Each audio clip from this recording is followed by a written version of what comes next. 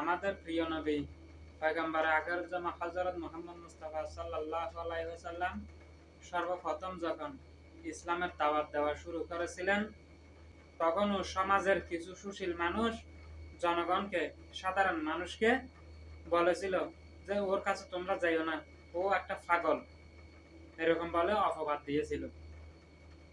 মানুষকে দূরে রাখতে চেয়েছিল ইসলামের পথ থেকে,